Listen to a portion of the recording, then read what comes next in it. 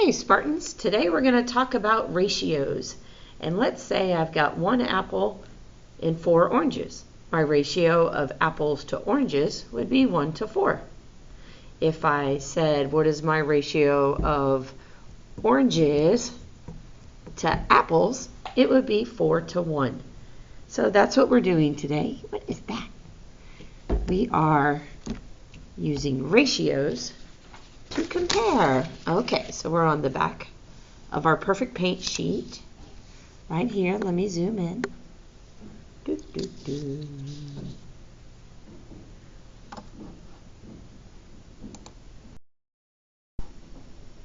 And we are going to compare apples, oranges, pears, and totals. So first we have to get our count. In the picture, I see that there are 1, 2, 3, 4, 5 apples. So my apples are 5. Oranges, 1, 2, 3, 3 oranges. Pears, 2. And my total fruit, 5 plus 3 plus 2, is 10. And then when I'm comparing apples to oranges, again, in this situation, there are 5 apples to every 3 oranges. 5, apples to pears, there are 5 apples to every 2 pears. My pears to oranges ratio is 2 to 3. And then my oranges to total would be 3 to 10. So whatever gets called out first, say it was apples, I have to start with the apples number. The oranges was second, so that would be my second number. Apples started with 5, pears with 2, first, second number. Then when I started with pears, the pears go first, and the 3 oranges go second. So whatever you start with first is the number that goes first. And what you're comparing it to is the number that goes second. Okay, on we go. Let's say you're making lemonade, and you're following a recipe on the can. You want to make a large amount of lemonade using the same ratio. How can I make sure that the large amount of lemonade has the same lemony taste? You don't want it too watered down. If you have too much water, it won't have as much good flavor. And if you don't have enough water, it'll be too tart. So a concentrated can, you find these in the frozen aisle. It's like some crushed up icy lemony flakes in there, and you combine it with water and you mix it up, and the ratio of these is 1 frozen can to 3 cups of water. So I'm going to go ahead and write my number here, 1 concentrate to 3 waters. What if I need 2 concentrates? Well, to keep the same lemony taste, I need 6 waters. 3 concentrates would mean 3, 6, I would need 9 waters. So however high you go, let's say I need 10 concentrates, I would increase my water up to 30. And if you notice, the relationship between the cans and the water is a 1 to 3 ratio. The water is 3 times the amount of the concentrate. So 10 times 3 would give me 30 glasses of water. All right, let's move on down. How we can find that rule of what's going on. For questions 1 and 2, the ratios in each table are equivalent. Write the multiplicative comparison for each relationship represented next to each arrow. Remember, the multiplicative comparisons are reciprocals. If you recall what reciprocals are, they are the flip. Okay, so we're talking about donuts and boxes. So 1 box gets 12 donuts. We had a typo here, I fixed it. 2 boxes is 24.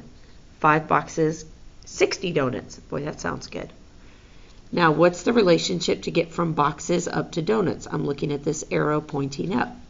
My donuts are 12 times the boxes. Now remember, as a fraction, that 12 is 12 over 1. The reciprocal would be going the other way. Let me draw an arrow here. It got jammed in there. To get from the donuts down to the boxes, in your head you're thinking divide by 12. Yes, that's true. But it's also the same thing as timesing by 1/12. Timesing by 1/12 is the same as divide by 12. If you want to write that little note, it's not a bad idea. Okay, now we're going to talk about packets of sauce and chicken nuggets. If you get 3 packs of sauce, you would have ordered 12 chicken nuggets. 5 packs, you would have ordered 20. Only 2 packs, you would have ordered 8. So the more nuggets you order, the more packs of sauce you need. Now, what is the ratio to get from the sauce to the nuggets? That is a times 4 ratio. It's getting 4 times bigger. Now, 4 as a fraction is 4 over 1. The reciprocal, going backwards, take 8 times 1/4. But 1/4 is the same thing as divide by 4. All right, let's go down to number 3.